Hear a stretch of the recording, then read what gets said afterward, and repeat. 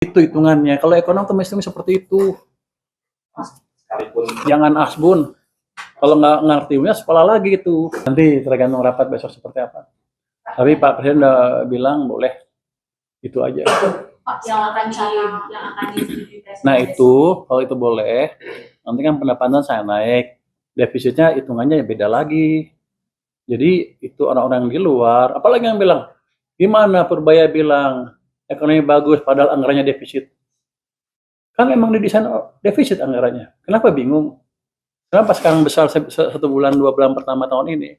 Karena emang didesain supaya belanjanya merata sepanjang tahun. Mau sebut namanya? Udah clear kan yang nyerang pemerintah seperti apa? Bukan nyerang, mereka nggak ngerti. Itu aja. Jadi kalau mereka diskusi dengan ekonom, bawalah ekonom yang betul. Saya nggak anti kritik, nggak apa-apa. Tapi jangan bilang begini, 2 bulan lagi ekonomi Indonesia akan hancur, akan resesi. Alasannya karena harga minyak akan $200 per barel, rupiah akan berapa puluh ribu. Ya kalau itu ya iya, kalau harga minyak $200 per barel, semua dunia resesi, tenang aja, nggak usah pusing. Jadi asumsinya nggak masuk akal. Jadi itu bukan ekonomi yang betul untuk saya. Mereka akan desain sepanjang tahun, selama ini paling tinggi berapa sih harga minyak dunia, baru kita taruh di situ. Kalau di sini seperti apa, berapa lama di titik itu, ada nggak gambarnya? Di sini nggak bisa ya, kasih lihatnya. Oh, itu turun deh. Ini bisa nggak main sini sedikit? Jadi angka-angka itu bisa ditaruh berapa aja.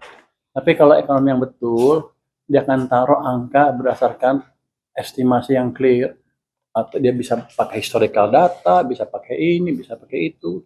Coba Anda lihat, sekarang aja Amerika udah kelabakan kan? $100 aja di sana BBM-nya naik hampir 100%. Rakyatnya mulai marah, makanya si Trump langkahnya agak berbeda kan. Bisa sampai 150, jatuh Trump udah. Bukan kita yang jatuh sana. Kalau kita masih jaga di sini. Jadi itu hitungannya. Kalau ekonom tuh mesti seperti itu. sekalipun Jangan asbun. Kalau nggak ngerti sekolah lagi itu. Apalagi yang ke profesor itu nggak pernah sekolah. Soal ini Pak, yang beberapa negara tetangga udah ngomongin darurat energi Pak. Nah itu kalau di kita mungkin Bapak bisa elaborasi sedikit buat dampak APBN kita kan masih tahan. Saya nggak lupa APBN atau subsidi yang ada sampai titik yang mungkin nanti harga minyak tinggi sekali ya. Tapi pada saat sekarang sampai akhir tahun dengan harga sekarang kita masih tahan APBN ya. Tergantung keputusan pimpinan nantinya. Tapi saya tawarkan aman, kira-kira itu. Berarti masih jauh dari darurat energi apa kalau Indonesia? Darurat energi itu bukan di APBN ya. Darurat energi adalah kalau misalnya supply-nya berhenti.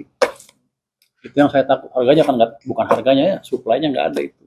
Ini kan masih ada supply-nya. Jadi kalau bilang darurat enggak. Tapi kita mesti siap-siap terus ke depan. Kalau misalnya keadaan seperti ini sering terjadi, apakah kita akan deg-degan terus?